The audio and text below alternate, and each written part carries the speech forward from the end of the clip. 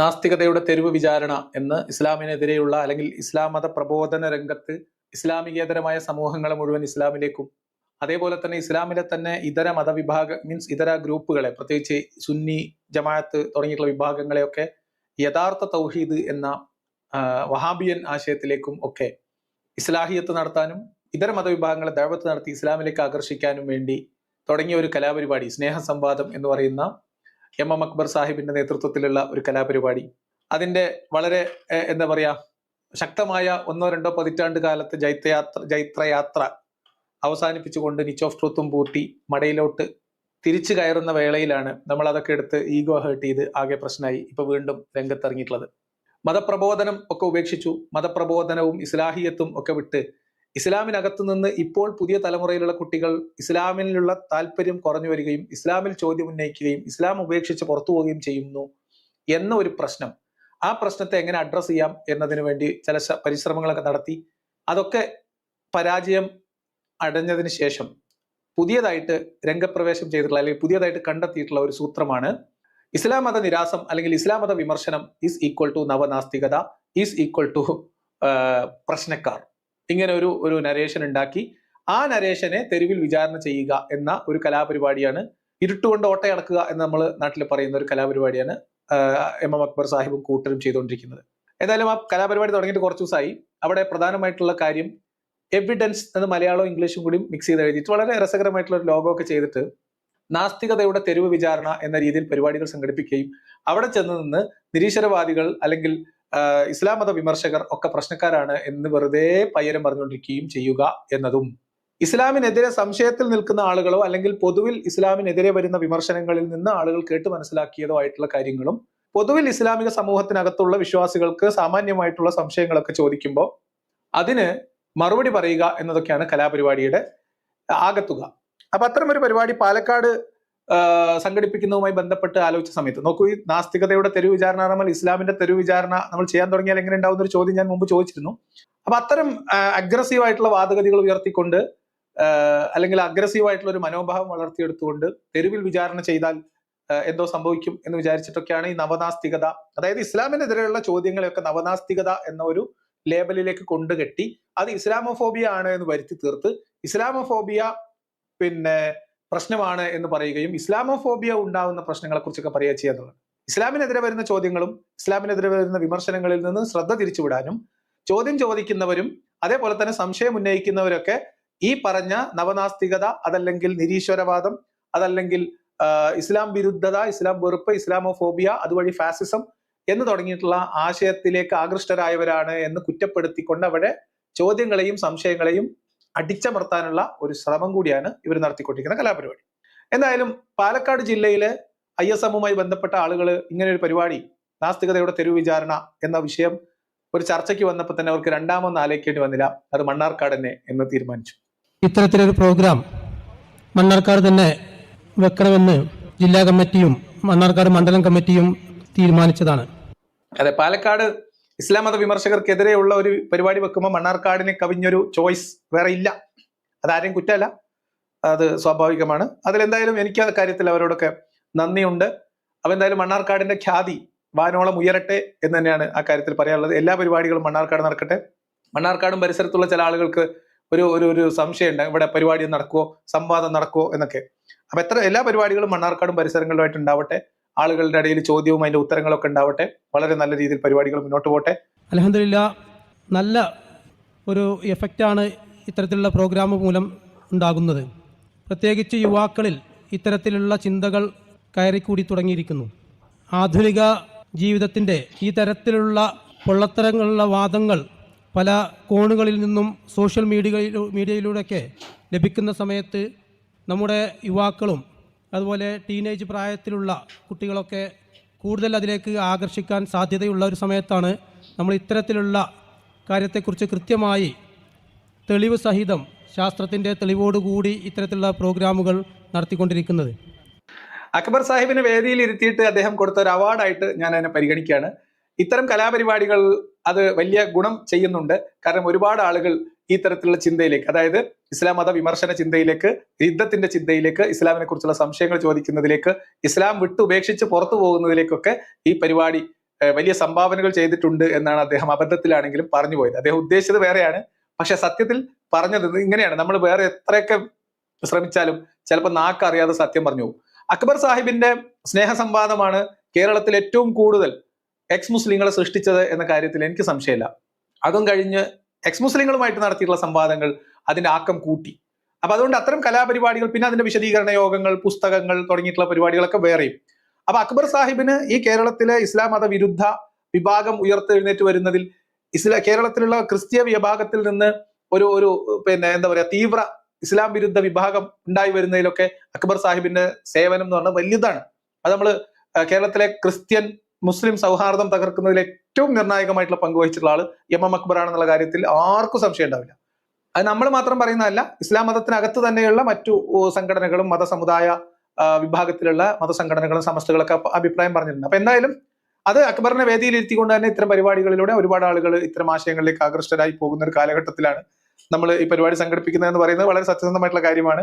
എന്തായാലും പിന്നെ ഇരുട്ടുകൊണ്ട് ഓട്ടയിറക്കാൻ അക്ബർ സാഹിബിനെ തന്നെ കൊണ്ടുവരുന്നു എന്നുള്ളതും വേറെ ആരാ ഉള്ളത്? ആകെയുള്ള ഒരു ബാസിലും സ്റ്റുഡിയോ ഒന്ന് പുറത്തേക്ക് ഇറങ്ങില്ല. അപ്പൊ അതാണ് അതിന്റെ ഒരു പ്രശ്നം. അപ്പൊ എന്തായാലും നമുക്ക് നോക്കാം. ഇതിനിടയിൽ കൃത്യമായി ദീൻ പഠിക്കാത്ത, അല്ലെങ്കിൽ ദീനിനെ ആഴത്തിൽ പഠിക്കാൻ ശ്രമിക്കാത്ത പലപ്പോഴും മുസ്ലിം പേരുള്ള ചില പെൺകുട്ടികളോ ആൺകുട്ടികളോ ഇവരുടെ പുകമറകളിൽ ചിലപ്പോൾ അറിയാതെ പോയി പെട്ടിട്ടുണ്ടാവാം.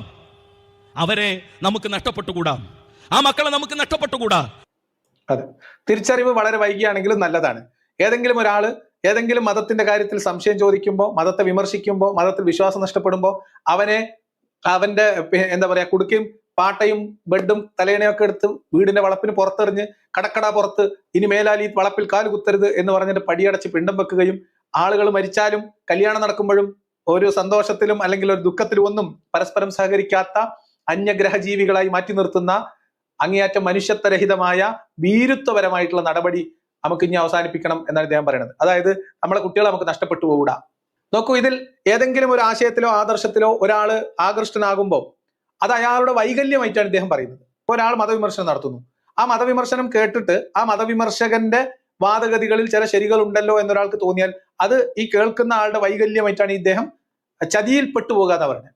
അപ്പൊ വഴിയരികിൽ നിന്ന് ഒളിച്ചിരുന്ന് ഖുർആൻ പരിഭാഷ മാർക്ക് ചെയ്ത് കൊടുത്തിട്ട് ആളുകളെ കബളിപ്പിച്ച് കൂടെ പഠിക്കുന്ന കുട്ടികളെയും ഹോസ്റ്റലിൽ താമസിക്കുന്ന കുട്ടികളെയും കൂടെ ജോലി ചെയ്യുന്ന കുട്ടികളെയും ഒക്കെ ഇസ്ലാമിലേക്ക് കൺവേർട്ട് ചെയ്യാൻ വേണ്ടി പരിശീലനം കൊടുക്കുന്ന നിങ്ങൾ അതുവഴി അതിൽ ആകൃഷ്ടരായി വരുന്ന ആളുകളെ നിങ്ങൾ ചതിച്ച് ഇസ്ലാമിലേക്ക് കൊണ്ടുവരാണ് എന്ന് നമ്മൾ പറഞ്ഞാലോ? നിങ്ങൾക്ക് അതിൽ എന്തെങ്കിലും പറയാൻ പറ്റുമോ? നോക്കൂ, മനുഷ്യന്റെ ചിന്താശേഷിയെയും വ്യക്തിത്വത്തെയും ഇവര് ഈ ഇസ്ലാമിനകത്ത് സംശയം ജനിക്കുന്ന കുട്ടികളെയൊക്കെ അപമാനിക്കുകയാണ് ഇവർ ചെയ്യുന്നത്. ഇതാണ് നിങ്ങളുടെ പ്രശ്നവും. നിങ്ങൾ ഈ രീതിയിൽ ഈ കാര്യങ്ങൾ കൈകാര്യം ചെയ്താൽ ഒന്നും സംശയിക്കേണ്ട, കൂട്ടം കൂട്ടമായി കുട്ടികൾ ഇസ്ലാം വിട്ടുപോകും, ഇസ്ലാമിനോടുള്ള പ്രതിപത്തി കുറയും. അതിൽ യാതൊരു സംശയവും നിങ്ങൾക്ക് വേണ്ട.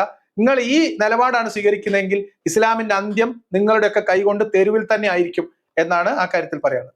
മറ്റു മതങ്ങളെ അപേക്ഷിച്ചുകൊണ്ട് മുസ്ലിം സമൂഹത്തിൽ ചെറുപ്പം മുതൽ തന്നെ മതം പഠിപ്പിക്കപ്പെടുന്നുണ്ട്. മദ്രസ സംവിധാനം തുടങ്ങി ആഴ്ചകളിലുള്ള ഖുതുബകളിലൂടെയോ മറ്റ് പ്രബോധന പ്രവർത്തനങ്ങളൊക്കെ വ്യാപകമായി നടക്കുന്നുണ്ട്.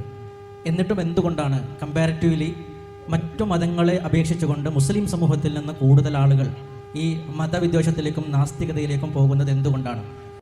അപ്പൊ പരിപാടിയുടെ സംഘാടകർ ഉറപ്പിച്ചു പറയുന്നു നമ്മുടെ നാട്ടിലുള്ള കുട്ടികളൊക്കെ ചില രീതിയിൽ ഇവർ പോകുന്നുണ്ട് എന്നുള്ളത്. ചോദ്യം വളരെ പ്രസക്തമാണ്. ചോദ്യത്തിന്റെ ഒന്നാമത്തെ ഭാഗം ഇതാണ്: മറ്റു മതവിഭാഗങ്ങളിൽ ഒന്നുമില്ലാത്ത തരത്തിലുള്ള പ്രചണ്ഡമായിട്ടുള്ള മതവിദ്യാഭ്യാസ പരിപാടികളും അൽഫിത്ര തുടങ്ങി 2-3 വയസ്സ് തുടങ്ങി പിന്നെ മദ്രസയും അത് കഴിഞ്ഞിട്ട് എല്ലാ വെള്ളിയാഴ്ചകളിലുള്ള ഖുതുബ വഴിയും അതല്ലാതെ സ്വതന്ത്രമായിട്ടുള്ള ഖുർആൻ ക്ലാസ്സുകൾ വഴിയും ഇങ്ങനെ നിരന്തരമായിട്ട് പ്രബോധനവും ഇസ്ലാഹിയത്തും ഒക്കെ നടത്തിക്കൊണ്ടിരിക്കുകയും ചെറിയ പ്രായത്തിൽ തന്നെ ദീൻ പഠിപ്പിച്ചു കൊടുക്കുകയും അവബോധം ഉണ്ടാക്കുകയും അങ്ങനെ ദീനീ ചിട്ടയിൽ തന്നെ വളർത്തിക്കൊണ്ടുവരികയും ചെയ്യുന്ന ഒരു തലമുറയായിട്ട് പോലും എന്തുകൊണ്ടാണ് മറ്റു മതങ്ങളിൽ നിന്നില്ലാത്ത അളവിൽ ഇസ്ലാം മതത്തിൽ നിന്ന് ആളുകൾ പുറത്തോട്ട് പോകുന്ന ഒരു സാഹചര്യം ഉണ്ടാകുന്നത്? ഇത് വളരെ പ്രധാനപ്പെട്ട ഒരു ചോദ്യമാണ്.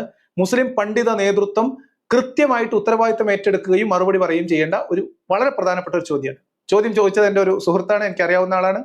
വളരെ പ്രസക്തമായിട്ടുള്ള ഒരു ചോദ്യമാണ് അദ്ദേഹം ചോദിച്ചിട്ടുള്ളത്. ആ ചോദ്യത്തിന്റെ ഒന്നാമത്തെ ഭാഗം എന്തുകൊണ്ട് മറ്റേത് മതവിഭാഗത്തിനുള്ളതിനേക്കാളും സുസജ്ജമായിട്ടുള്ള സംവിധാനങ്ങളും സംഘടനകളും എല്ലാം ഉണ്ടായിട്ടും അതിനനുസൃതമായിട്ടുള്ള പരിപാടികൾ ഉണ്ടായിട്ടും പ്രബോധനങ്ങൾ ഉണ്ടായിട്ടും പ്രതിരോധ പ്രവർത്തനങ്ങൾ നടത്തിയിട്ടും പരിശീലനങ്ങൾ നടത്തിയിട്ടും എന്തുകൊണ്ടാണ് മുസ്ലിം സമൂഹത്തിൽ നിന്ന് മറ്റു മതവിഭാഗങ്ങളിൽ നിന്നുള്ളതിനേക്കാൾ കൂടുതൽ ആളുകൾ ഇപ്പോൾ മതത്തിനെതിരായി സംസാരിക്കുകയോ മതത്തിൽ നിന്ന് പുറത്തു പോവുകയോ ചെയ്യുന്നത് എന്ന വളരെ പ്രസക്തമായിട്ടുള്ള ചോദ്യമാണ്. മുസ്ലിം സംഘടനാ നേതൃത്വത്തിൽ കൃത്യമായിട്ട് ഉത്തരം പറയാൻ ബാധ്യതയുള്ള ഒരു ചോദ്യമാണ്. അതാണ് ചോദ്യത്തിന്റെ ഒന്നാമത്തെ ഭാഗം. രണ്ടാമത്തെ ഭാഗം അതും വളരെ ക്രൂഷ്യൽ ആയിട്ടുള്ള ചോദ്യമാണ്, അതുകൂടി കേട്ടോ. ക്യാമ്പസുകളെ കേന്ദ്രീകരിച്ചും അല്ലെങ്കിൽ സോഷ്യൽ മീഡിയകളിലൊക്കെയായി ആരെങ്കിലും എന്തെങ്കിലും പറയുമ്പോഴേക്കോ സമർത്ഥിക്കുമ്പോഴേക്കോ ഇത്ര വലിയ ക്ലിയറായ മതത്തിൻ്റെ ആദർശം ഉൾക്കൊണ്ട നമ്മുടെ കൗമാരമോ യുവത്വമോ അവരിലേക്ക് പെട്ടെന്ന് വഴുതി വീഴുന്നു എന്ന് നമ്മൾ പറയേണ്ടി വരുന്നത് എന്തുകൊണ്ടാണ്?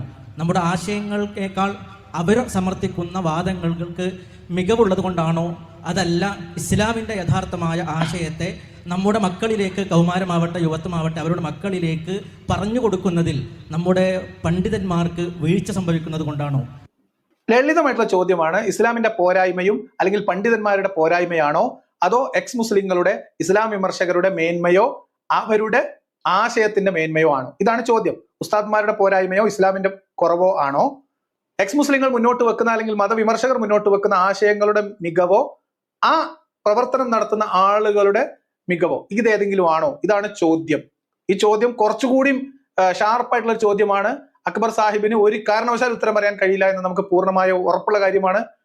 അത് തന്നെയാണ് അവിടെ സംഭവിക്കുന്നതും അതാണ് നമ്മൾ ഇനി ഒരു ഓട്ടപ്രദക്ഷിണത്തിലൂടെ കാണാൻ ശ്രമിക്കുന്നത്. എന്ന് പറഞ്ഞാൽ നേരത്തെ പറഞ്ഞ എല്ലാ സംവിധാനങ്ങളും ഉപയോഗപ്പെടുത്തിക്കൊണ്ട് മതബോധനം നൽകുകയും അത് കൃത്യമായി പരിപാലിക്കുകയും ആഴ്ചകൾ തോറും അത് വീണ്ടും അതൊന്ന് പുനരുജ്ജീവിപ്പിക്കുകയും സുസംഘടിതമായിട്ടുള്ള ഉലമാക്കളും ഉമറാക്കളും മഹല്ല് സംവിധാനങ്ങളും ഒരു മുസ്ലിം മറ്റൊരു മുസ്ലിമിന്റെ ജീവിതത്തിൽ ഗുണകാംക്ഷയോടുകൂടി ഇടപെടുന്ന ഇസ്ലാഹി പ്രവർത്തനവും ഉമറാക്കളുടെ കോർഡിനേഷനും എല്ലാം ഉണ്ടായിട്ടും എന്തുകൊണ്ടാണ് ഏതെങ്കിലും ഒരാൾ പുറത്തുനിന്ന് ഒരു ആശയം പറയുമ്പോഴത്തേക്ക്, ഒരു ചോദ്യം ചോദിക്കുമ്പോഴത്തേക്ക് നമ്മുടെ ആളുകൾ, നമ്മുടെ വിശ്വാസികളായിട്ടുള്ള കുട്ടികൾക്ക് അതിനോട് ആകർഷണം തോന്നുന്നതിന്റെ കാരണം എന്താണ്? ഈ രണ്ട് ചോദ്യങ്ങളാണ്.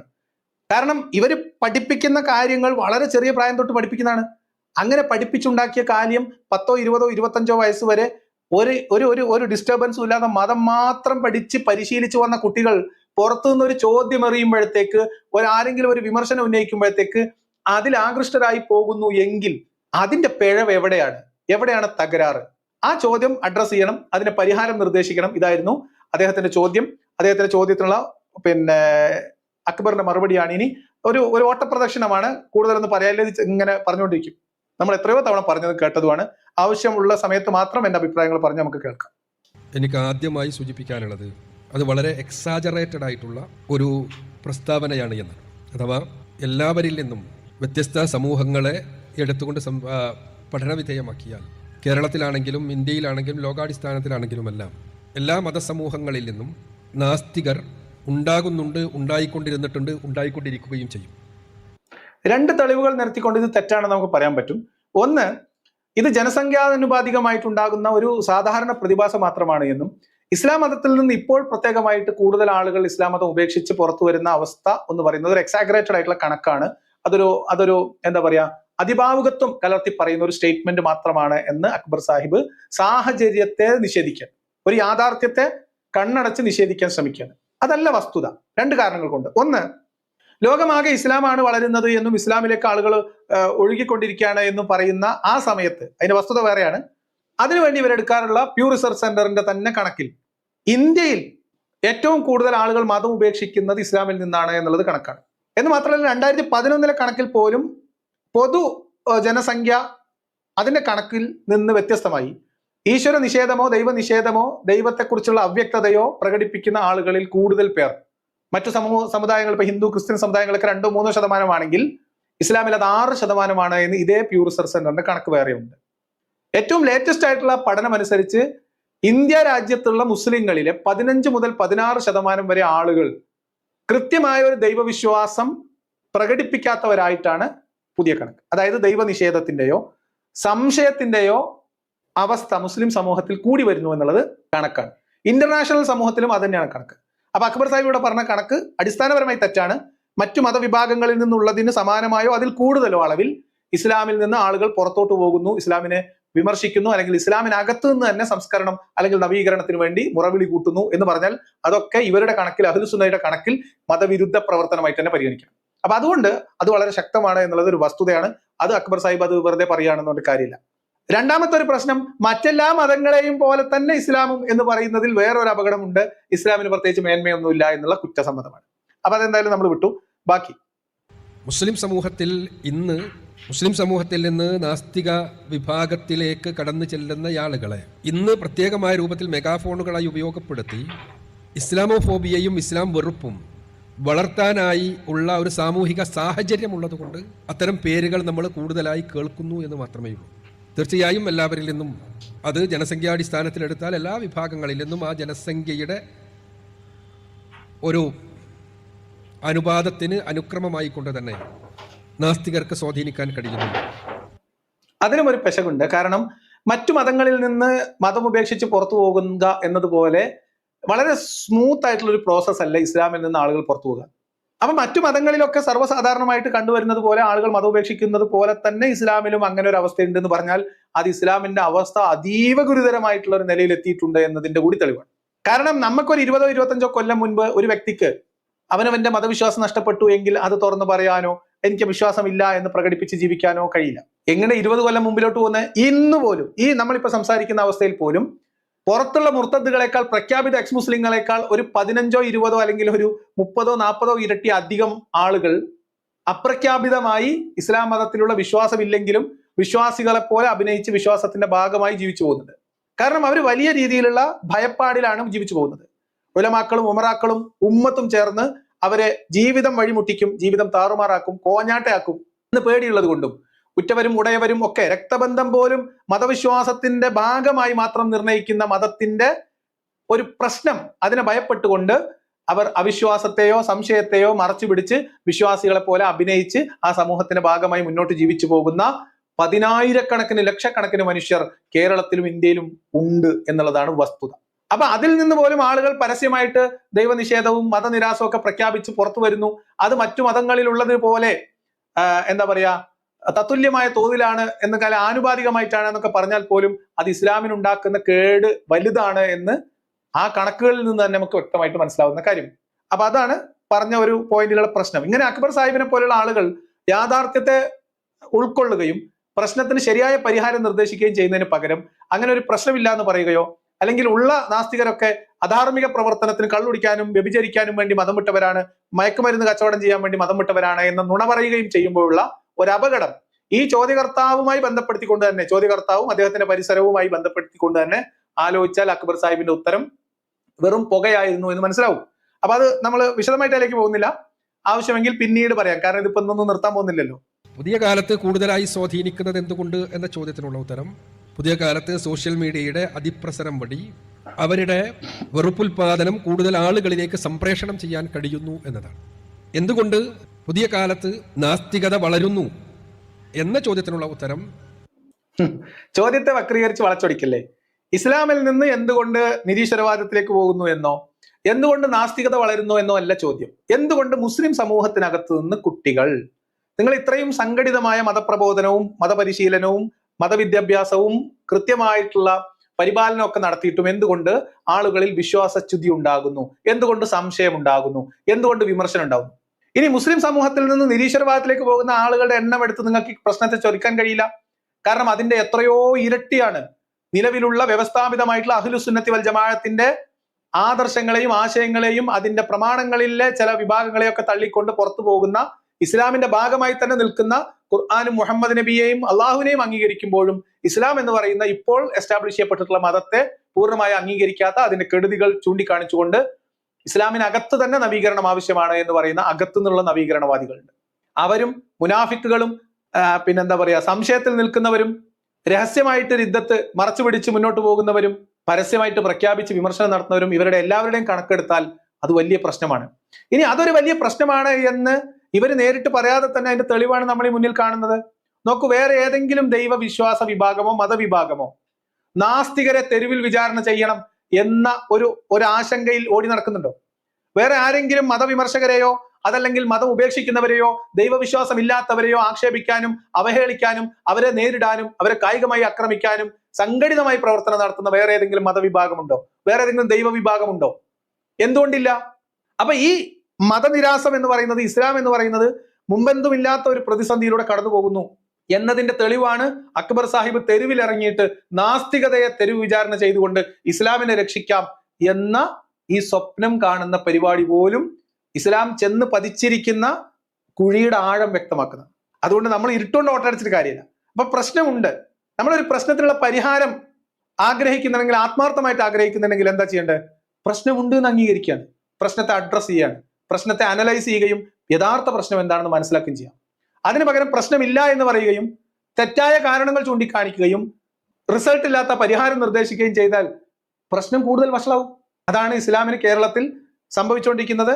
ആ പ്രശ്നത്തിന് വ്യാപ്തി കൂട്ടുന്ന പണിയാണ് അക്ബർ സാഹിബ് ഈ പരിപാടിയിൽ കൂടെ പോലും ചെയ്തുകൊണ്ടിരിക്കുന്നത്. സ്നേഹസംവാദത്തിലൂടെ മുസ്ലിം ക്രിസ്ത്യൻ ശത്രുത വളർത്തി, ആളുകളിൽ സംശയം ജനിപ്പിച്ചു. ചോദ്യോത്തര പരിപാടികളിലൂടെ വിശ്വാസികളുടെ ഈമാൻ കളഞ്ഞു. സംവാദത്തിലൂടെ ഖുർആനിൽ തിരിമറി കാണിക്കുന്നതിലൂടെ ഖുർആനിൽ ആത്മാർത്ഥതയില്ലാത്ത ആളുകളാണ് പ്രബോധകരെന്ന് തിരിച്ചറിഞ്ഞ് ഖുർആന്റെ പൊള്ളത്തരം മനസ്സിലാക്കിയ ആളുകൾ ഇസ്ലാം മതം ഉപേക്ഷിച്ചു. ഇതൊക്കെ പരസ്യമായി രംഗത്ത് വന്നു. അതിനേക്കാളൊക്കെ ഇമ്പാക്ട് ഉണ്ടാവും ഇപ്പൊ ഇദ്ദേഹം നടത്തിക്കൊണ്ടിരിക്കുന്ന ഈ പരിപാടിയും അതിൽ വരുന്ന ചോദ്യങ്ങൾക്ക് അദ്ദേഹം കൊടുക്കുന്ന മറുപടി. പുതിയ കാലത്തെ മുതലാളിത്ത സംസ്കാരത്തിന്റെ ഭാഗമായി ഉടലെടുത്തു വന്ന ജീവിതത്തോടുള്ള, ജീവിത സുഖങ്ങളോടുള്ള അമിതാസക്തിയെ യുവതലമുറയുടെ മനസ്സുകൾക്കകത്തേക്ക് വളരെ സമർത്ഥമായി ഇൻജക്ട് ചെയ്യപ്പെടുമ്പോൾ, ആ അമിതാസക്തിയിൽ അധിഷ്ഠിതമായ ഒരു മാനസികാവസ്ഥ നിലനിൽക്കുമ്പോൾ മതബോധനങ്ങൾ ആ അമിതാസക്തിയെ തീർച്ചയായും നിയന്ത്രിക്കുകയും മനുഷ്യർക്കുള്ള കൃത്യമായ ആസ്വാദനം, ജീവിതാസ്വാദനം എന്താണ് എന്ന് പഠിപ്പിക്കുകയും ആ ജീവിതാസ്വാദനം ഉണ്ടാകേണ്ടത് ദൈവിക മാർഗനിർദ്ദേശങ്ങൾക്കുള്ളിൽ നിന്നുകൊണ്ട് ജീവിതത്തെ ആസ്വദിക്കുമ്പോഴാണ് എന്ന് തെളിവുകളുടെ അടിസ്ഥാനത്തിൽ പ്രമാണങ്ങൾ ഉദ്ധരിച്ചുകൊണ്ട്, സംഭവങ്ങൾ ഉദ്ധരിച്ചുകൊണ്ട് പഠിപ്പിച്ചു കൊടുക്കുകയും ചെയ്യുന്നു. ഇതും വളരെ പ്രശ്നമാണ്. അതായത് ഞാൻ പറഞ്ഞില്ലേ, ചോദ്യം വളരെ പ്രസക്തമാണ്, ചോദ്യം വളരെ പ്രധാനപ്പെട്ട ചോദ്യമായിരുന്നു. അതിനെ അഡ്രസ് ചെയ്യാനല്ല ഇവിടെ ഇദ്ദേഹം ശ്രമിക്കുന്നത്. മതം ഉപേക്ഷിച്ചു പോകുന്നവരുടെ ബൗദ്ധിക നിലവാരത്തെയും അവരുടെ സത്യസന്ധതയെയും ആത്മാർത്ഥതയെയും ചോദ്യം ചെയ്യുക. അവർ ഭൗതികമായ സുഖാസ്വാദനങ്ങള് ആസക്തി പൂണ്ട് തെറ്റിലേക്ക് വഴുതി പോകുന്നവർ മാത്രമാണ് ഇസ്ലാമികമായ വിശ്വാസങ്ങളിൽ, ഇസ്ലാമികമായ കാര്യങ്ങളിൽ സംശയം ഉന്നയിക്കുന്നത്, ഇസ്ലാമിക നിയമങ്ങളിൽ പരിഷ്കരണം ആവശ്യപ്പെടുന്നത് എന്ന ഒരു വളരെ തെറ്റായ, വളരെ അപകടകരമായിട്ടുള്ള ഒരു കാരണം നിരത്തുകയാണ് ഇവിടെ ചെയ്യുന്നത്. ഇത് നിങ്ങളുടെ ചുറ്റുമുള്ള മതവിശ്വാസികളല്ലാത്ത, ദൈവവിശ്വാസികളല്ലാത്ത മനുഷ്യരെ പഠനവിധേയമാക്കുമ്പോൾ, പരിശോധിക്കുമ്പോൾ ഏത് സാധാരണക്കാരനും ഏതൊരു അയൽവാസിക്കും മനസ്സിലാക്കാവുന്ന കാര്യമാണ്. ഇദ്ദേഹം പറയുന്നത് സുഖാസ്വാദനം, ആസ്വാദനം എന്ന് പറഞ്ഞാൽ അങ്ങേയറ്റത്തെ എക്സ്ട്രീം ആയിട്ടുള്ള സുഖലോലുപത, ആസ്വാദനം, ഇതുമായി ബന്ധപ്പെട്ട ആസക്തിക്ക് പുറകെ പോകുന്നവർ ആ ആസക്തിക്ക് തടസ്സമായി നിൽക്കുന്നു എന്ന കാരണം കൊണ്ട് മതത്തെ തള്ളിക്കളയുന്നു എന്നാണ് പറയുന്നത്. എത്ര നിരുത്തരവാദപരമായിട്ടുള്ള സ്റ്റേറ്റ്മെന്റ് ആണ് നോക്കണം. അതിൽ കൂടുതൽ കുറച്ചുകൂടി കാര്യങ്ങൾ പറയാം. അദ്ദേഹത്തിന്റെ ഈ സ്റ്റേറ്റ്മെന്റ് ഇങ്ങനെ ആവർത്തിച്ച് പറയുന്ന ആ ഭാഗം കുറച്ച് കേൾക്കാം. അതല്ലെങ്കിൽ കുറച്ചുകൂടി കൃത്യമായി പറയേണ്ടത് ആസ്വാദനങ്ങളോടുള്ള ഒരു ആക്രാന്തം, അതാണ് ഈ ജീവിതത്തിന്റെ ലക്ഷ്യം എന്ന രൂപത്തിൽ പഠിപ്പിക്കപ്പെടുന്ന ഒരു സാംസ്കാരിക ഭൂമികയിൽ അവിടെ മതബോധനങ്ങൾ വിലക്കുകളും പ്രയാസങ്ങളുമായി അനുഭവപ്പെടുക സ്വാഭാവികമാണ്. അവിടെ ആ വിലക്കുകളും പ്രയാസങ്ങളുമായി അനുഭവപ്പെടുമ്പോൾ മനസ്സ് ഈ ആസ്വാദനങ്ങളോട് അമിതമായ പ്രതിപത്തി കാണിക്കുന്നു. മറുവശത്ത് മതം പഠിപ്പിച്ച ആശയങ്ങൾ ഈ ആസ്വാദനങ്ങൾ പാടില്ലെന്ന് പറയുന്നു. ഇവക്ക് നടുവിൽ മതത്തിന്റെ മതത്തിന്റെ അടിത്തറ തന്നെ അപ്രസക്തമാണ് എന്ന രൂപത്തിലുള്ള ബോധനങ്ങൾ വരുന്നു. ആ ബോധനങ്ങളിലേക്ക് ആകൃഷ്ടരാവുക സ്വാഭാവികമാണ്. ഇതാണ് സംഭവിച്ചുകൊണ്ടിരിക്കുന്നത്. എത്ര തെറ്റായ, എത്ര അപക്വമായ, എത്ര അവാസ്തവമായിട്ടുള്ള ഒരു ന്യായമാണ് നിരത്തുന്നത് നോക്കൂ. മനുഷ്യന്റെ സുഖാസ്വാദനത്തിനുമായി അതുമായി ബന്ധപ്പെട്ട ഇച്ഛകൾ, ദേഹേച്ഛകൾ അല്ലെങ്കിൽ ഭൗതിക സുഖാസക്തി നോക്കൂ. സുഖാസക്തിയെ മാത്രം മുന്നിൽ വെച്ച് ഭോഗസുഖാദികളെ വർണ്ണിച്ച് ഒരാശയത്തിൽ ആളുകളെ നിലനിർത്തുന്ന ഏക മതമാണ് ഇസ്ലാം. ഇസ്ലാമിൽ വിശ്വസിക്കുന്ന ആളുകളാണ് ആസക്തി, ഭൗതികമായി ജീവിതത്തിലും മരിച്ചുപോയാൽ അവിടെയും ഭോഗസുഖാസക്തിയെക്കുറിച്ച് മാത്രം പ്രലോഭിപ്പിച്ചുകൊണ്ടാണ് ഇസ്ലാം മുന്നോട്ട് പോകുന്നത്. ആ ഭോഗസുഖാസക്തികൾ അല്ലെങ്കിൽ ഭോഗാസക്തി അത് പൊലിപ്പിക്കാൻ വേണ്ടി, അതിനൊരു മാധുര്യം കൂടാൻ വേണ്ടി അപ്പുറത്ത് ഭീതിതമായ നരക ശിക്ഷയുടെ വർണ്ണനയും നടക്കും.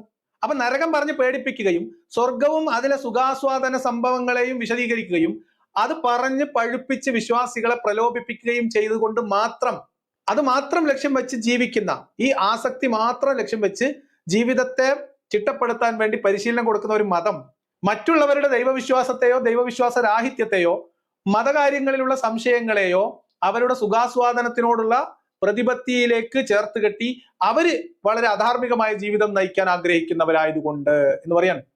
അദ്ദേഹം പറയാൻ ശ്രമിക്കുന്നത് ലൈംഗിക അരാജകത്വവും മദ്യവും മയക്കുമരുന്ന് തുടങ്ങിയിട്ടുള്ള അസാൻമാർഗിക പ്രവർത്തനങ്ങളിലേക്കുള്ള ആകർഷണവും അതിന് ദൈവം തടസ്സമായി നിൽക്കുമ്പോൾ, മതം തടസ്സമായി നിൽക്കുമ്പോൾ, ദൈവമുണ്ട് എന്ന ബോധമുള്ള ഒരാൾ, ദൈവമുണ്ട് എന്ന് നമ്മൾ മരിച്ചു കഴിഞ്ഞാൽ സ്വർഗത്തിലേക്കോ നരകത്തിലേക്കൊക്കെ പോകുമെന്ന് ഉറപ്പുള്ള ഒരാൾ, ആ വിശ്വാസമുള്ള ഒരാൾ, അയാൾ അയാളുടെ വിശ്വാസത്തെ നിഷേധിക്കുന്നു എന്നാണ്. ഈ ആസക്തിക്ക് വേണ്ടി യാഥാർത്ഥ്യത്തിൽ അയാൾക്കുണ്ടായിരുന്ന ഒരു ദൈവത്തെ അയാൾ തള്ളിക്കളയുന്നു എന്ന പടുവിഡ്ഢിത്തമാണ് ഇവിടെ അക്ബർ സാഹിബ് മുന്നോട്ട് വെച്ചത്. നിങ്ങൾ പറയുന്ന ദൈവവിശ്വാസവും നിങ്ങൾ പറയുന്ന മതവും ഒരു മനുഷ്യന്റെ യാഥാർത്ഥ്യ ബോധത്തിന് നിരക്കുന്നതല്ലാത്തതാണ് പ്രശ്നം എന്ന് നിങ്ങൾ ഇപ്പോഴും മനസ്സിലാക്കുന്നില്ല. നിങ്ങളുടെ വിശ്വാസവുമായി ബന്ധപ്പെട്ട് നിങ്ങൾ പറയുന്ന കഥകൾ, നിങ്ങളുടെ സ്വർഗവർണ്ണന, നരകം, നിങ്ങളുടെ ഹൂറിമാരുടെ വർണ്ണന, ഇതൊക്കെ സാധാരണ വിശ്വാസിയെ സംബന്ധിച്ച് അവന്റെ യുക്തിക്ക് നിരക്കുന്നതല്ല. നിങ്ങൾ പറയുന്നതിൽ നിന്ന് നേരെ വിരുദ്ധമാണ് കാര്യങ്ങൾ. ഇത്തരം സുഖാസ്വാദനങ്ങളും ഭോഗാസക്തി പൂണ്ട് നടക്കുന്ന അത്തരം പ്രലോഭനങ്ങളും കേൾക്കുമ്പോൾ ആ മതത്തോട് മനുഷ്യർക്ക് വിരക്തി തോന്നുന്നു എന്നുള്ളതാണ്. അപ്പൊ വാസ്തവത്തിൽ ഭോഗവിരക്തിയാണ് ഇസ്ലാമിൽ നിന്ന് ഒരാളെ പുറത്തോട്ട് നയിക്കുന്നത്. അല്ലെങ്കിൽ നിങ്ങൾ ആലോചിച്ച് നോക്കൂ, മരിച്ചു ചെന്നാല് സ്വർഗത്തിൽ ഹൂറികൾ, മദ്യപ്പുഴ, ഇവരിവിടെ അധാർമിക പ്രവർത്തനം, ആസ്വാദനം എന്ന് പറയുന്നത് എന്താണോ അത് തന്നെയാണ് അതിന്റെ എക്സ്ട്രീം, എന്താ പറയാ, ഭാവനാത്മകമായിട്ടുള്ള ലോകത്ത് ഇസ്ലാം വർണ്ണിച്ചു വെച്ചിട്ടുള്ളത്. അപ്പൊ എത്ര ആസക്തി പൂണ്ട് നടക്കുന്ന ഒരാൾ ആ സ്വർഗം വേണ്ടെന്ന് വെക്കുവോ? ഇല്ലല്ലോ. ഇനി ആ സ്വർഗം വേണ്ടെന്ന് വെക്കാൻ ഇവിടെ അദ്ദേഹത്തിന് ഈ തരം ഏതെങ്കിലും ആസക്തിക്ക് തടസ്സമുണ്ടോ? ഇല്ല. ഇപ്പൊ ലൈംഗിക അരാജകത്വം ആഗ്രഹിക്കുന്ന ഒരാളെ സംബന്ധിച്ച് ഇസ്ലാമിൽ നിരന്തരമായി വിവാഹം കഴിക്കാം, ഒരു തടസ്സമില്ല. സാധാരണഗതിയിൽ നമ്മളൊക്കെ ഒരു പങ്കാളിയുമായി ജീവിച്ചു പോകുമ്പോൾ, ചിലർ പങ്കാളികൾ ഇല്ലാതെ ജീവിച്ചു പോകുമ്പോൾ, ഇനി അല്ലെങ്കിൽ ഒരു പങ്കാളിയുമായി വേർപിരിഞ്ഞതിന് ശേഷം മാത്രം മറ്റൊരു പങ്കാളിയെ കുറിച്ച് ആലോചിക്കുമ്പോൾ, ഇസ്ലാം എന്ന് പറയുന്നത് ഈ സ്റ്റേജിൽ കയറി നിന്ന് പ്രസംഗിക്കുന്ന പല മിടുക്കന്മാരും സുഖാസ്വാദനത്തിന്റെ ഉദ്ദേശത്തിൽ മാത്രം ഒന്നിലധികം ഭാര്യമാരെ ഒരേ സമയം സ്വീകരിക്കുകയും അതിന്റെ പേരിൽ പലരും കുടുംബ പ്രശ്നങ്ങൾ വരെ നേരിടുകയും ചെയ്യുന്നവരാണ് എന്നുള്ളതാണ് വസ്തുത. അത് ഈ എന്റെ ഈ മറുപടി കേൾക്കുന്നവർക്ക് ആ സ്റ്റേജിലേക്ക് നോക്കിയാൽ തന്നെ ആളുകളെ നമുക്ക് മനസ്സിലാവും. ഒരു കല്യാണം കഴിച്ചു, 2 കല്യാണം കഴിച്ചു, ആദ്യത്തെ കല്യാണം കഴിച്ച ഭാര്യയുടെ പിതാവ് പൂരെ തെറി വിളിക്കുന്ന മഹാന്മാര് പോലും ആ സ്റ്റേജിൽ ഉണ്ടാവും. അപ്പൊ ആ അർത്ഥത്തിൽ ആസക്തിക്ക് ഇസ്ലാം ഏതെങ്കിലും തരത്തിൽ തടസ്സമാണോ? അല്ല. മതപരമായി തന്നെ ഇപ്പം ലൈംഗികത എന്ന് പറയുന്ന ഒരു ആസക്തിയുമായി ബന്ധപ്പെടുത്തി പുരുഷന്റെ ലൈംഗിക തൃഷ്ണകൾക്ക് ഒരു ബന്ധവുമില്ലാത്ത രീതിയിലുള്ള എല്ലാ സംവിധാനവും ഒരുക്കി വെച്ച മതമാണ് ഇസ്ലാം. 4 ഭാര്യമാര് ഒരേ സമയത്താവാം എന്ന് പറഞ്ഞാൽ 200 കല്യാണം വരെ കഴിച്ച ഒരു പേരക്കുട്ടിയുള്ള പ്രവാചകനാണ് മുഹമ്മദ്. നിങ്ങൾ ആലോചിക്കണം. ഞാൻ വെറുതെ പറഞ്ഞാലോ, ഇതിനൊക്കെ തെളിവുണ്ട്. അപ്പൊ കല്യാണം കഴിക്കാനും ലൈംഗിക സുഖാസ്വാദനത്തിനും ഇസ്ലാം തടസ്സമായി നിൽക്കുന്നു എന്നൊക്കെ പറഞ്ഞാൽ അത് വലിയ തമാശയാണ്. ഭൗതിക ജീവിതത്തിൽ ഇതിനു വേണ്ട എല്ലാ സംവിധാനങ്ങളും ചെയ്തു കൊടുക്കുകയും പരലോകത്ത് ഇത് പറഞ്ഞ് കൊതിപ്പിക്കുകയും ചെയ്യുന്ന മതം. ആ ദൈവത്തെ ഉപേക്ഷിച്ച് സ്വതന്ത്രമായി ലൈംഗികത ആഗ്രഹിച്ച് ആരെങ്കിലും പുറത്തു പോകും എന്നൊക്കെ പറഞ്ഞാൽ അത് അംഗൻവാടി കുട്ടികൾ പോലും വിശ്വസിക്കൂല എന്നാണ് സാഹിബ് മനസ്സിലാക്കേണ്ട കാര്യം. ഇനി വിവാഹത്തിലൂടെ ഈ 4 എന്ന കണക്കുള്ളൂ. അടിമകളുമായി ബന്ധപ്പെടുത്തി എത്ര അടിമകളെ വേണമെങ്കിലും സ്വന്തമാക്കാനും മാർക്കറ്റിൽ പോയി വാങ്ങാനും ക്രയവിക്രയം നടത്താനും കൈമാറ്റം ചെയ്യാനും എക്സ്ചേഞ്ച് ചെയ്യാനും പണയത്തിലെടുക്കാനും ഒക്കെ അനുവാദമുള്ള മതമാണ് ഇസ്ലാം. ഏത് പുരുഷന്റെ ഏത് ആസക്തിയെ ഇസ്ലാം തടഞ്ഞു എന്ന് നിങ്ങൾ പറയണത്? അപ്പൊ പറയാവുന്ന ഏക സംഭവം മദ്യമാണ്. അപ്പൊ മദ്യം മരിച്ചു ചെന്നാൽ കിട്ടാവുന്ന ഏറ്റവും വലിയ സംഭവം എന്താണ്? മദ്യമാണ്. പിന്നെ ഈ മദ്യത്തിന് വേറെ പ്രശ്നമുണ്ട്.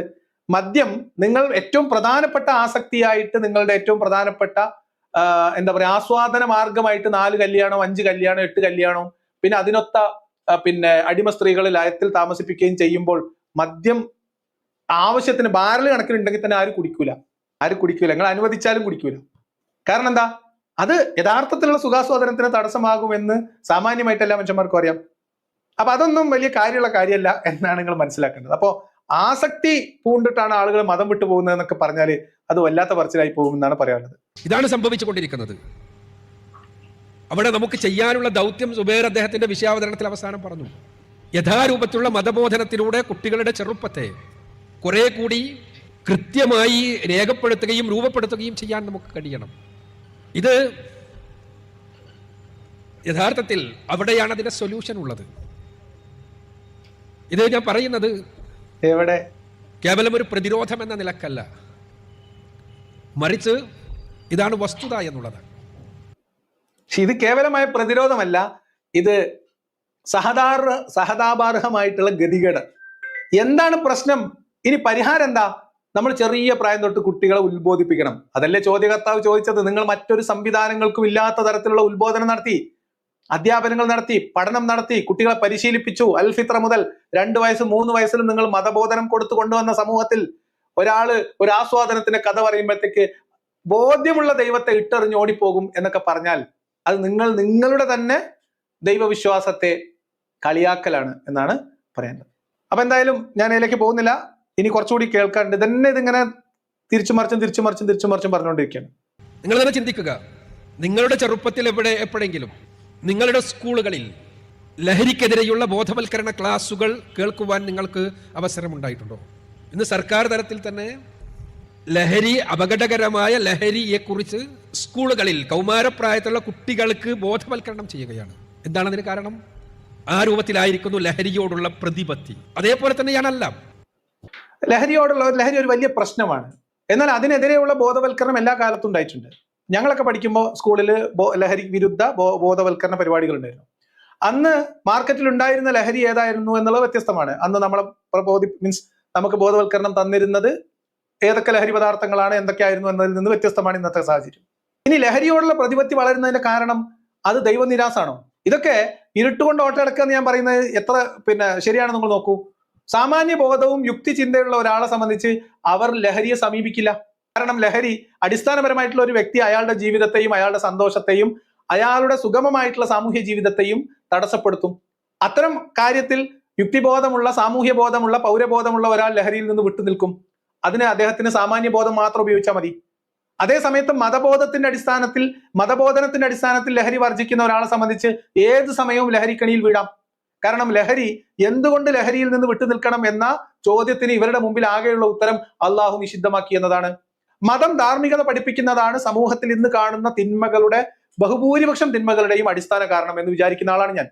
നമ്മുടെ സമൂഹത്തിൽ ഇന്ന് കാണുന്ന ഈ കൊള്ള, കൊല, അക്രമങ്ങൾ, ക്രൂരമായിട്ടുള്ള കൊലപാതകങ്ങൾ, ലഹരിയുടെ അതിപ്രസരം തുടങ്ങി സകല പ്രശ്നങ്ങളുടെയും, സാമൂഹ്യ പ്രശ്നങ്ങളുടെയും അടിസ്ഥാന കാരണം ഇന്ത്യ രാജ്യത്ത് ജീവിക്കുന്ന ഒരു പൗരൻ എന്ന രീതിയിൽ ആ ഒരു പൗരനായി വളർന്നു വരുന്ന കാലഘട്ടത്തിനിടയിൽ ആ കുട്ടി ആർജിക്കേണ്ടുന്ന സാമൂഹികമായ ധാർമ്മികതയും ഭരണഘടനാനുസൃതമായിട്ടുള്ള കർത്തവ്യങ്ങളും കടമയും പൗരബോധവും വ്യക്തിത്വവും ധാർമ്മികതയും ഒക്കെ പരിശീലിപ്പിക്കുന്നതിൽ ഗവൺമെന്റ് സംവിധാനങ്ങൾ പൂർണ്ണമായ പരാജയമാണ് എന്നുള്ളതാണ്. അല്ലെങ്കിൽ അത്തരം ഒരു സംവിധാനം ഇവർ നടപ്പിലാക്കുന്നില്ല. കാരണം മതസംവിധാനങ്ങളിൽ ധാർമ്മികത കുട്ടികൾ പഠിച്ചോളും എന്നതാണ് പ്രശ്നം. മതധാർമ്മികത എന്ന് പറയുന്നത് ഇരുതല മൂർച്ചയുള്ള ഒരു വാളാണ്. അത് ആളുകളെ തെറ്റിൽ നിന്ന് അവ്യക്തമായിട്ടുള്ള ഒരു കാരണം പറഞ്ഞിട്ടാണ് അകറ്റി നിർത്തുന്നത്. അതിന്റെ വസ്തുതാപരമായിട്ടുള്ള കാര്യം പറഞ്ഞിട്ടല്ല മയക്കുമരുന്നിൽ നിന്ന് മാറി നിൽക്കണം എന്ന് പറയുന്നത്. നിങ്ങൾ കള്ളു കുടിക്കരുത് എന്നൊരു മുസ്ലിം കുട്ടിയെ മുസ്ലിം രക്ഷിതാവും മുസ്ലിം അധ്യാപകനും പറയുന്നത് അള്ളാഹ് തീയിലിട്ട് പൊരിക്കും എന്ന് പറഞ്ഞിട്ടാണ്. മദ്യം എന്തുകൊണ്ട് ചെയ്തുകൂടാ? മദ്യത്തിന്റെ പ്രശ്നം എന്താണ്? അതെങ്ങനെയാണ് ജീവിതത്തെ ബാധിക്കുക? അതിന്റെ സാമൂഹികവും രാഷ്ട്രീയവും വ്യക്തിപരവും കുടുംബപരവും സാമ്പത്തികവുമായിട്ടുള്ള പ്രശ്നങ്ങൾ, പ്രതിസന്ധികൾ, പ്രയാസങ്ങൾ, അതിന്റെ വരും വരായികകളൊക്കെ വിശദീകരിച്ചു കൊടുക്കുക. എന്നിട്ട് അത് പിന്നെയും ഉപയോഗിക്കുന്നവനെ സംബന്ധിച്ച് അത് ഉപയോഗിച്ചേ തീരൂ എന്നുള്ളവരെ സംബന്ധിച്ച് അതിന്റെ ലിമിറ്റും ലിമിറ്റേഷനും ഇതൊക്കെ പരിശീലിപ്പിക്കുക എന്നത് വളരെ പ്രസക്തമാണ്. അതിന് പകരം നിങ്ങളുടെ കയ്യിലുള്ള പരിച അള്ളാഹു ഹറാമാക്കിയിട്ടുണ്ട് എന്നുള്ളതാണ്. അള്ളാഹു ഹറാമാക്കി എന്നതുകൊണ്ട് ഒരു തിന്മയും നാട്ടിൽ ഇല്ലാതാവൂല കൂട്ടരെ. അങ്ങനെയാണെങ്കിൽ മദ്രസകളിൽ കുട്ടികൾ പീഡിപ്പിക്കപ്പെടൂലല്ലോ. ദൈവവിശ്വാസം നഷ്ടപ്പെടുന്നതാണ് ദൈവം വിലക്കിയ തിന്മകൾ വിശ്വാസികൾ ചെയ്യാൻ കാരണം എന്നത് ഏത് ഉട്ടോപ്യൻ വാദമാണ്? നിങ്ങൾ ആലോചിച്ച് നോക്കൂ. മദ്രസകളിൽ കുട്ടികൾ പീഡിപ്പിക്കപ്പെടുന്നതിന്റെ കാരണം മതം അനുവദിച്ചത് കൊണ്ടാണോ? അല്ലെങ്കിൽ പള്ളിയിൽ ഉസ്താദുമാരും മദ്രസയിലെ ഉസ്താദുമാരും ദർസ് നടത്തുന്ന ഉസ്താദുമാരും മുഴുവൻ നിരീശ്വരവാദികളാണോ? നിങ്ങൾ മറുപടി പറയണം. ഇനി മദ്യത്തിന്റെയും മയക്കുമരുന്നിന്റെയും കണക്കെടുത്തോ? നിങ്ങൾ കേരളത്തിൽ ഇതുവരെ റിപ്പോർട്ട് ചെയ്ത മദ്യം, മയക്കുമരുന്ന്, അതുമായി ബന്ധപ്പെട്ട അക്രമ പ്രവർത്തനങ്ങൾ, ഇതിലൊക്കെ ഏർപ്പെട്ടിട്ടുള്ള ആളുകളുടെ കണക്ക്, നിങ്ങൾ മതം വിട്ടവരുടെ കണക്ക് ജനസംഖ്യാനുപാതികമായിട്ട് നിങ്ങൾ എടുക്കുന്നത് പോലെ നിങ്ങളൊന്ന് എടുക്ക്. അതിൽ മുസ്ലിങ്ങൾ എത്ര, ഹിന്ദുക്കൾ എത്ര, ക്രിസ്ത്യാനികൾ എത്ര, ദൈവവിശ്വാസമുള്ളവരെത്ര, ഇല്ലാത്തവരെത്ര എന്നതിന്റെ കണക്കുകൾ പരിശോധിച്ച് നോക്ക്. അതിൽ മുഴച്ചു നിൽക്കുക തീർച്ചയായിട്ടും ഇസ്ലാം മത വിശ്വാസികളായിരിക്കും. കാരണം ഞാനത് മുസ്ലിങ്ങളെ ആക്ഷേപിക്കല്ല. നിങ്ങൾ ഒരു ശരി തെറ്റ് പഠിപ്പിക്കുന്നതിലുള്ള വൈകല്യമാണ് പ്രശ്നം. നിങ്ങൾ മോഷ്ടിക്കരുത് എന്ന് പഠിപ്പിക്കുന്നത്, നിങ്ങൾ കളവ് പറയരുത് എന്ന് പഠിപ്പിക്കുന്നത്, നിങ്ങൾ മയക്കുമരുന്ന് ഉപയോഗിക്കരുത് എന്ന് പഠിപ്പിക്കാൻ വേണ്ടി നിങ്ങൾ പറയുന്ന കാരണം അത് വൈകല്യമുള്ളതാണ്. ഇത് ഞാനൊരു സ്റ്റേറ്റ്മെന്റ് ആയിട്ട് പറയുന്ന ഒരു വെയ്ഗ് ആയിട്ടുള്ള സ്റ്റേറ്റ്മെന്റ് ആണ്. ആവശ്യമുള്ള ആളുകൾക്ക് പരിശോധിക്കാം. പരിശോധിച്ച് നിങ്ങൾ കണക്ക് ബോധ്യപ്പെട്ടോളൂ. ഇവരൊക്കെ മുർത്തദ് ആയതിനു ശേഷം അല്ലെങ്കിൽ മതവിശ്വാസം നഷ്ടപ്പെട്ടപ്പോൾ മയക്കുമരുന്ന് ഉപയോഗിക്കുന്നവരല്ല, വിശ്വാസിയായിരിക്കുക. ഞാൻ ചോദിക്കട്ടെ, മുർത്തദ് ആയതിന്റെ പേരിൽ വീടിൽ നിന്ന് മാറി നിൽക്കേണ്ടി വരുന്ന സ്വന്തം ഉമ്മയെയോ സഹോദരങ്ങളെ പോലും കാണാൻ അനുവാദമില്ലാത്ത എത്രയോ കുടുംബങ്ങളുണ്ട് നാട്ടില്. മയക്കുമരുന്ന് കേസിൽ പിടിക്കപ്പെട്ടതുകൊണ്ട്, കള്ളനോട്ട് കേസ് പിടിക്കപ്പെട്ടതുകൊണ്ട്, സ്വർണ്ണക്കടത്തിലോ കള്ളക്കടത്തിലോ കൊലപാതകത്തിലോ മയക്കുമരുന്നിലോ മദ്യ കച്ചവടത്തിലോ എന്തെങ്കിലും ഏർപ്പെട്ടതിന്റെ പേരിൽ ഊര് വിലക്കപ്പെട്ട, മഹല്ല് വിലക്കപ്പെട്ട ഏതെങ്കിലും ഒരാൾ നിങ്ങൾക്ക് കേരളത്തിൽ കാണിച്ചു തരാൻ പറ്റുമോ? അവര് മുർത്തദ്ദായിരുന്നെങ്കിൽ അവരെന്നോ പടിക്ക് പുറത്താണ്. അപ്പൊ ഈ കേസിൽ പിടിക്കപ്പെടുന്നവരും ഈ പ്രശ്നത്തിൽ ചെന്നുപെടുന്നവരും ഒക്കെ മുസ്ലിങ്ങളാണ്. ഒരാൾ കള്ളു കുടിച്ചോണ്ടോ ഒരാൾ മയക്കുമരുന്ന് ഉപയോഗിച്ചോണ്ടോ അയാൾ ഇസ്ലാം ദീനിൽ നിന്ന് പുറത്തു പോകുമോ എന്ന് നിങ്ങൾ ഏതൊരു ഉസ്താദിനോട് ചോദിച്ചു നോക്കി. പുറത്തു പോകൂല. അവർ പള്ളി കമ്മിറ്റിക്ക് കറക്റ്റായിട്ട് പിരിവ് കൊടുത്താൽ അയാൾ മഹല്ല് നിവാസിയാണ്, മുസ്ലിമാണ്. ബാക്കി അയാളുടെ കള്ള് കച്ചവടം, അയാളുടെ മയക്കുമരുന്ന് കച്ചവടം, അയാളുടെ ഹവാല ഇടപാടും അത് ഓനും പഠിച്ചോനും തമ്മിലുള്ള കാര്യമാണ് എന്നതാണ് ഉലമാക്കളുടെയും ഉമറാക്കളുടെയും ഏകകണ്ഠമായ അഭിപ്രായം. അങ്ങനെയല്ലേ സാഹിബേ? ഞാൻ താമസിക്കുന്നത് അല്ലെങ്കിൽ ഞാൻ ജീവിച്ചിരുന്നത് അരിയൂർ മഹല്ലിലാണ്. വിശ്വാസം നഷ്ടപ്പെട്ടതിന്റെ പേരിൽ മഹല്ലിൽ കുടുംബത്ത് കയറാൻ പറ്റാത്ത ഇഷ്ടംപോലെ ആൾക്കാരുണ്ടാവാം. പക്ഷെ അവിടെ കള്ളു കുടിക്കുകയും അവിടെ മയക്കുമരുന്ന് ഉപയോഗിക്കുകയും അതിന്റെ പേരിൽ വീടും കുടുംബവും കോഞ്ഞാട്ടാവുകയും ചെയ്ത മുഴുവൻ വീട്ടിലെയും കുട്ടികൾ അവർ നല്ല മുത്തൻ വിശ്വാസികളായിരുന്നു. വെള്ളിയാഴ്ച പള്ളിയിൽ പോകുന്നവർ, പെരുന്നാൾ നമസ്കാരത്തിന് പോകുന്നവർ. അപ്പൊ ഈ പ്രശ്നത്തിന്റെ ഒക്കെ കാരണം ദൈവവിശ്വാസമില്ലായ്മയാണ്. ഇല്ലായ്മ എന്ന് പറഞ്ഞാൽ മുർത്തദാവുന്ന പ്രവണത ഇല്ലാതായാൽ നാട്ടിൽ പിന്നെ കള്ളുകുടിയും മയക്കുമരുന്നും ഒന്നും ഉണ്ടാവില്ല എന്ന് പറയുന്നത് ഏത് തരം വിഡ്ഢിത്തമാണ് എന്ന് ആലോചിക്കുക. ചോദ്യം ചോദിച്ച വ്യക്തിയും ഉത്തരം കേട്ട മണ്ണാർക്കാട്ടുകാരും ഒന്ന് ഇരുത്തി ചിന്തിക്കുക. നിങ്ങളുടെ ചുറ്റിലും പരിസരത്തിലുമുള്ള ക്രിമിനൽ ബാക്ക്ഗ്രൗണ്ട് ഉള്ള മയക്കുമരുന്നും സാമൂഹ്യ തിന്മകളിലും ഏർപ്പെടുന്ന മുസ്ലിം പേരുള്ള ആളുകളിൽ എത്ര പേര് മുർത്തദ്ദുകളുണ്ട് എന്ന് നിങ്ങൾ കണക്കെടുത്തോ. എന്നിട്ട് അക്ബർ സാഹിബിനോട് പറ, ഇതൊന്ന് എന്താ പറയാ, കൺസിൽ ചെയ്ത് തരാൻ പറ, റീകൺസിൽ ചെയ്യാൻ പറ. അപ്പൊ അറിയാലോ കാര്യം. അപ്പൊ ഇത്തരം തെറ്റായ കാരണങ്ങൾ നിരത്തി തെറ്റായ പരിഹാരങ്ങൾ നിർദ്ദേശിച്ച് ഇസ്ലാം മതത്തിനകത്തുള്ള വിശ്വാസികളുടെ കൊഴിഞ്ഞുപോക്കിനെ തടയാൻ കഴിയില്ല. ലൈംഗികത അത് വളരെയധികം നിയന്ത്രണങ്ങൾ ആവശ്യമില്ലാത്ത വിധം എന്റെ ശരീരം എന്റെ അവകാശമാണ് എന്ന് പറയുന്ന രൂപത്തിൽ പെൺകുട്ടികളെയും ആൺകുട്ടികളെയും ആ രൂപത്തിൽ മസ്തിഷ്ക പ്രക്ഷാളനം ചെയ്യുന്നതിൽ, ബ്രെയിൻ വാഷ് ചെയ്യുന്നതിൽ നമ്മുടെ എന്റർടൈൻമെന്റുകളും നമ്മുടെ സീരിയലുകളും സിനിമകളും നോവലുകളും എല്ലാം അടക്കുന്നതാണ് ഞാൻ എന്റർടൈൻമെന്റ് എന്ന് പറഞ്ഞത്. നമ്മുടെ മീഡിയകളും എല്ലാം വിജയിച്ചു കഴിഞ്ഞ ഒരു സാമൂഹ്യ പരിസരത്തിലാണ് നമ്മളുള്ളത്. എന്റെ ശരീരം എന്റെ അവകാശം തന്നെയാണ് അക്ബർ സാഹിബ്, സാഹിബിന്റെ ശരീരം സാഹിബിന്റെ. അതല്ലാതെ ഒരു വ്യക്തിയുടെ ശരീരം മറ്റൊരു വ്യക്തിക്ക് കീഴ്പ്പെടുത്തി കൊടുക്കുന്ന സംവിധാനം അത് ഇസ്ലാമിലുള്ളൂ. ഒരാളുടെ ശരീരം അയാളുടെ അവകാശം തന്നെയാണ്, അതിലെന്താ സംശയം? അതല്ലാതെ ഇന്ന തൂക്കത്തിലുള്ള സ്വർണ്ണാഭരണം മഹറിന് പകരമായി എന്റെ ശരീരം എന്റെ ഭർത്താവിന് ഞാൻ കാലാകാലത്തേക്ക് തീറെഴുതി കൊടുക്കുന്നു എന്ന ഒരു കരാർ ഇസ്ലാമിൽ മാത്രമേ ഉള്ളൂ. അത് അമാനുഷികമാണ്, സ്ത്രീവിരുദ്ധമാണ്. അപ്പൊ എല്ലാ മനുഷ്യരും അവരവരുടെ ശരീരത്തിന്റെ അവകാശികൾ തന്നെയാണ്. അവനവരുടെ ശരീരം അവനാൻ തന്നെയാണ്. ഇത്തരം വാദഗതികളൊക്കെ എത്ര വികലമാണെന്ന് ആലോചിക്കും. ആ സാമൂഹ്യ അന്തരീക്ഷത്തിൽ സ്വാഭാവികമായും കുട്ടിക്ക് മതബോധനങ്ങൾ അതിനെല്ലാം തടഞ്ഞു നിൽക്കുന്നതാണ്. ആ തടഞ്ഞു നിർത്തുന്ന മതബോധനങ്ങളെ, ആ മതത്തിന്റെ അതിരുകളെ അതിലംഘിക്കുവാൻ തക്കതായ ഒരു സാമൂഹ്യ സംവിധാനം ഉണ്ടാക്കുകയും പുതിയ ആ സാമൂഹ്യ സംവിധാനത്തിന്റെ സിദ്ധാന്തമായി നാസ്തികത കടന്നു വരികയും, നാസ്തികത എന്നല്ല പറയേണ്ടത്, ലിബറൽ മൂല്യങ്ങൾ കടന്നു വരികയും ചെയ്യുന്ന ഒരു ലോകക്രമത്തിലാണ് നമ്മളുള്ളത്. അവിടെയാണ് ചികിത്സ ആവശ്യം. ഇസ്ലാമിനോടുള്ള വിരോധം എന്തുകൊണ്ട് എന്ന ചോദ്യത്തിനുള്ള ഉത്തരവും അത് തന്നെയാണ്. എന്താ സാഹിബ് പറഞ്ഞത്? ഇസ്ലാം മദ്യത്തെ എതിർക്കുന്നു, മയക്കുമരുന്നിനെ എതിർക്കുന്നു, ലൈംഗിക അരാജകത്വത്തെ എതിർക്കുന്നു. അതുകൊണ്ട് ഇത് ഒരു സിദ്ധാന്തമായി കൊണ്ട് നടക്കുന്നവർക്കൊക്കെ ഇസ്ലാമിനോട് ശത്രുതയാണ്. ചോദ്യകർത്താവിന്റെ ചോദ്യം എന്തായിരുന്നു? നിങ്ങൾ ചെറിയ പ്രായം തൊട്ട് മൂല്യബോധനം നൽകി വളർത്തിക്കൊണ്ടുവന്ന കുട്ടികൾ ഇസ്ലാം മതത്തിനെതിരെയുള്ള വിമർശനങ്ങൾ, ഇസ്ലാമില് ലൈംഗിക കാര്യങ്ങൾക്കൊക്കെ ഭയങ്കരമായിട്ടുള്ള റെസ്ട്രിക്ഷൻ ആണ്, അതുകൊണ്ട് നിങ്ങൾ ഇസ്ലാം ഉപേക്ഷിക്കൂ, ഇസ്ലാമിൽ മദ്യം കഴിക്കാൻ പറ്റില്ല, നിങ്ങൾ ഇങ്ങോട്ട് വരിക, നമുക്ക് കള്ളുടിക്കാം, ഇത് പറഞ്ഞിട്ടാണോ ഇസ്ലാം മത വിമർശകർ പ്രബോധനം നടത്തുന്നത്? എന്ത് വിവരക്കേടാ പറയുന്നത്? ഒരു മനുഷ്യന്റെ ദൈവവിശ്വാസവും മതവിശ്വാസവും ആ ദൈവത്തെക്കുറിച്ചുള്ള ആ മതത്തിന്റെ അവകാശവാദവും ആ ദൈവികമായ നിയമത്തിന്റെ മാനവികതയും ഒക്കെ പരിശോധിച്ച് സാമാന്യമായിട്ട് ഈ കാലഘട്ടത്തിൽ ജീവിക്കുന്ന ഒരു വ്യക്തി സാമൂഹികമായി ആർജിച്ചടിക്കുന്ന അറിവിന്റെ അടിസ്ഥാനത്തിൽ, അവന്റെ സാമൂഹ്യ ധാർമ്മികതയുടെ അടിസ്ഥാനത്തിൽ അതുമായിട്ട് ഈ മതത്തിന്റെ നിയമങ്ങൾ പൊരുത്തപ്പെടുന്നുണ്ടോ എന്നും അവന്റെ ഉള്ളിലുള്ള ദൈവവിശ്വാസ സങ്കല്പത്തെ മതത്തിന്റെ ദൈവവുമായിട്ട് താരതമ്യം ചെയ്തു നോക്കുമ്പോൾ ഈ മതമോ അല്ലെങ്കിൽ ഈ മതത്തിന്റെ ദൈവമോ എന്തൊരു ദുരന്തനാണ് എന്ന് ഒരാൾക്ക് തോന്നുന്നതും ഈ നാട്ടിൽ നടക്കുന്ന എല്ലാ പ്രശ്നങ്ങളും ഒരു ഭാഗത്ത് അതാണ് ഇതിന്റെയൊക്കെ കാരണം എന്ന് പറയുന്നത് തമ്മിൽ എത്ര വ്യത്യാസം നിങ്ങൾ ആലോചിക്കൂ. ഒരാളുടെ വിശ്വാസം അധാർമിക പ്രവർത്തനത്തിന് ആസക്തി കൊണ്ട് നടക്കുന്നവന് മതം വിടണോ? ഇപ്പൊ കള്ളു കുടിക്കണമെങ്കിൽ അവന് മതം വിടണോ? വ്യഭിചരിക്കണവൻ മതം വിടണോ? ഇതൊക്കെ സാധാരണ വിശ്വാസികൾക്ക് ആലോചിച്ചാൽ കിട്ടുന്ന കാര്യമല്ലേ? ഇതൊക്കെ ചെയ്യുന്ന എന്താ വെച്ചാൽ മതത്തിനെതിരെ മതവിമർശകർ ഉന്നയിക്കുന്ന കാതലായ പ്രശ്നങ്ങളുണ്ട്. അതിന്റെ മാനവിക വിരുദ്ധത, അടിമത്തം പോലെയുള്ള സാമൂഹ്യ വിഷയങ്ങളിൽ ഇസ്ലാമിന്റെ ദുരന്തമായിട്ടുള്ള നിയമങ്ങൾ, അതേപോലെ തന്നെ സ്ത്രീ വിരുദ്ധത, ഈ നിയമത്തിന്റെ കാലഹരണപ്പെട്ട നിയമങ്ങൾ, ഗോത്രീയമായിട്ടുള്ള ചിന്താഗതി, വർഗീയത, അസഹിഷ്ണുത തുടങ്ങിയിട്ടുള്ള പ്രശ്നങ്ങളുണ്ട്. ഇതിനെതിരെ നമ്മൾ ചോദ്യങ്ങൾ ഉന്നയിക്കുമ്പോൾ അതിൽ നിന്ന് ശ്രദ്ധ തിരിച്ചിടാൻ വേണ്ടി ഓൻ കള്ളനാണ്, ഓൻ കഞ്ചാവുകാരനാണ് എന്ന് പറഞ്ഞു നടക്കുന്ന ഒരു ഏർപ്പാട്. വസ്തുതകളെ ഉൾക്കൊള്ളാനും ചോദ്യങ്ങളെയോ വിമർശനങ്ങളെയോ വസ്തുതാപരമായി അഡ്രസ് ചെയ്യാനും കഴിയാത്തവർ ചോദ്യം ഉന്നയിക്കുന്നവന്റെ തന്തക്ക് വിളിക്കും. അതാണ് നമ്മൾ നാട്ടിൽ കണ്ടുകൊണ്ടിരിക്കുന്നത് എന്നുള്ളതാണ് പറയാനുള്ളത്. ഇസ്ലാമിനോട് എന്തുകൊണ്ടാണ് കൂടുതൽ വിരോധം? ഇസ്ലാമാണ് ജീവിച്ചിരിക്കുന്ന ഒരേ ഒരു മതം എന്നതുകൊണ്ടാണ് എന്നാണ് അതിന് ഉത്തരം. ബാക്കി മതങ്ങളെല്ലാം മരിച്ച്. ഇസ്ലാമാണ് ജീവിച്ചിരിക്കുന്ന മതമെങ്കിൽ ഇസ്ലാം ഇപ്പൊ സക്കറാത്തുൽ മൗത്തിലാണ് എന്നാണ് എനിക്ക് അതിനോട് പറയാനുള്ളത്. ബാക്കി നമുക്ക് ആവശ്യമുണ്ടെങ്കിൽ പിന്നെ പറയാം. ഞാൻ ഓടിച്ചു പോവാണ്. അതിനെതിരെ ഇസ്ലാമിന് ലോകത്തിന്റെ മുന്നിൽ നൽകാൻ കഴിയുന്ന ചരിത്ര പുരുഷനാണ് മുഹമ്മദ് റസൂലുള്ളാഹി സ്വല്ലല്ലാഹു അലൈഹി വസല്ലം. പ്രവാചകൻ സല്ലല്ലാഹു അലൈഹി വസല്ലമ ജീവിതത്തിൽ നിന്ന് ഒളിച്ചോടിക്കൊണ്ട് ആത്മീയമായ ഔന്നത്യത്തിലെത്തണമെന്ന് പഠിപ്പിച്ച പ്രവാചകനല്ല. ജീവിതത്തെ എങ്ങനെ ദൈവിക മാർഗനിർദ്ദേശത്തിനുള്ളിൽ നിന്നുകൊണ്ട് ആസ്വദിക്കാമെന്ന് പ്രായോഗികമായി പഠിപ്പിച്ചു കൊടുത്ത പ്രവാചകനാണ്. അങ്ങനെയാണ് അദ്ദേഹം മാതൃകാ പുരുഷനാകുന്നത്.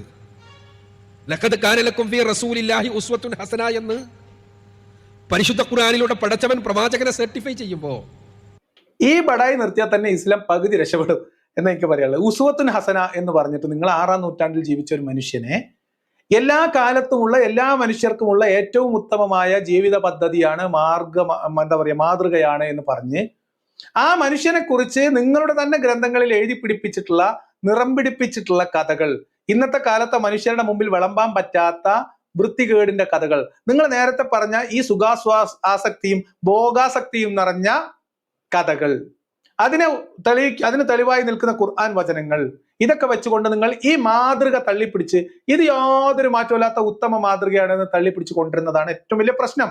6-ാം നൂറ്റാണ്ടിൽ ജീവിച്ച ഒരു മനുഷ്യന് ആ നൂറ്റാണ്ടിലെ ആ മനുഷ്യർക്കിടയിലെ സംസ്കാരവും അവിടുത്തെ രീതിയും ഒക്കെ അവരുടെ ജീവിതത്തിൽ ഉണ്ടായിട്ടുണ്ടാവും. അത് ഇന്നത്തെ കാലത്തെ മനുഷ്യർക്കും ഇനി വരാനിരിക്കുന്ന കാലത്തേക്കുമുള്ള മനുഷ്യർക്ക് ഏറ്റവും ഉത്തമമായ മാതൃകയാണ് എന്ന് നിങ്ങൾ പറയുന്നുണ്ടല്ലോ. ഇസ്ലാമിനെ പൊളിക്കാൻ വേറെ പുറത്തുനിന്ന് ആളെ ഇറക്കണ്ട. അപ്പം ഈ കുട്ടികൾ പോയിട്ട് അങ്ങനെ ഉണ്ടോ, എന്നാ പിന്നെ അതൊന്ന് നോക്കണല്ലോ. അപ്പൊ മുഹമ്മദ് നബിന്റെ കല്യാണ മാതൃകകൾ, മുഹമ്മദ് നബിന്റെ ലൈംഗിക സദാചാര മാതൃകകൾ കുട്ടികൾ വായിച്ചു നോക്കിയാൽ കുട്ടികളെ ഈമാൻ പോവും. അതിന് പകരം ഇതൊക്കെ ഈ രീതിയിൽ പറയാതെ വേറെ ഏതെങ്കിലും രീതിയിൽ നിങ്ങൾ ശ്രദ്ധ മാറ്റാൻ നോക്കൂ. മുഹമ്മദ് നബിയുടെ മാതൃക ഇവർ ഉയർത്തിപ്പിടിക്കുകയും അപ്പൊ നമ്മൾ സ്വാഭാവികമായിട്ട് പരിശോധിക്കൂലേ, ഇന്ന സംഭവത്തിൽ എന്താണ് മാതൃക, ഈ വിഷയത്തിൽ ഇപ്പൊ എന്താണ് മാതൃക, ഇത് ചോദിക്കൂലേ. അപ്പൊ അതിന് പ്രവാചക നിന്ദാന്ന് പറയും. ഇത് ആരെഴുതി വെച്ചു? നിങ്ങൾ ആരെ മാതൃകയാക്കി കൊണ്ടു നടക്കണം നിങ്ങൾ. എന്നിട്ട് അത് നമ്മൾ കിതാബിൽ നിന്ന് എടുത്ത് വായിച്ച മതനിന്ദ, മുഹമ്മദ് നബീനെ മോശാക്കുക, വല്ലാത്ത കഥയാണ് നിങ്ങളത്.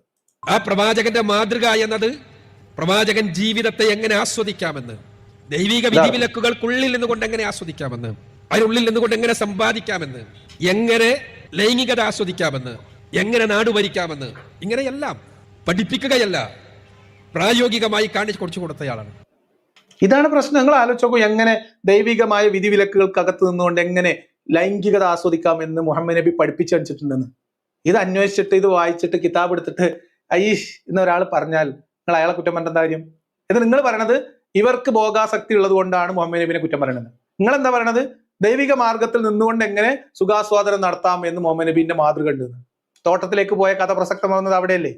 തോട്ടത്തിലേക്ക് പോയ കഥ മറ്റൊരു സുഹൃത്ത് ഇതേ മണ്ണാർക്കാടത്തെ പരിപാടിയിൽ തോട്ടത്തിലെ കഥയല്ല, ഒരു ഉദാഹരണം എന്ന രീതിയിൽ അത് ചോദിക്കുന്നുണ്ട്, ഹദീസുകളുടെ പ്രാമാണികത ചോദിക്കാൻ വേണ്ടിയിട്ട്. അപ്പൊ മുഹമ്മദ് നബിനെ കുറിച്ച് എഴുതി പിടിപ്പിച്ച ഈ വൃത്തികെട്ട കഥകളൊക്കെ അദ്ദേഹത്തിന്റെ മാതൃകയുടെ അംശമാണ് എന്ന് വിശ്വസിക്കണം എന്ന് ശഠിക്കുന്നവർ അതിലെ മാതൃകകളെ വിശകലന വിധേയമാക്കുമ്പോൾ വെപ്രാളപ്പെടുകയും അവര് ഭോഗാസക്തി കൊണ്ടവരാണ് എന്ന് ആക്ഷേപിക്കുകയും ചെയ്തിട്ട് വല്ല കാര്യമുണ്ട് സാഹിബ്? നിങ്ങൾ ഇത് എന്താണ്? നിങ്ങൾ വെളിവും വെള്ളിയാഴ്ചയൊക്കെ പോയോ? ആ പ്രവാചകനെ കല്ലെറിഞ്ഞാൽ ആ പ്രവാചകൻ കൊള്ളരുതാത്തവരാണ് എന്ന് വരുത്തി തീർത്താൽ അതോടുകൂടി ജീവിതാസ്വാദനത്തിന് ദൈവിക മാർഗനിർദ്ദേശമാണ് വേണ്ടത് എന്നതിനുള്ള ചരിത്രത്തിലെ പൂർണ്ണമായ അർത്ഥത്തിലുള്ള ഒരു വ്യക്തിത്വമാണ് നിഷ്കാസിതമാവുക.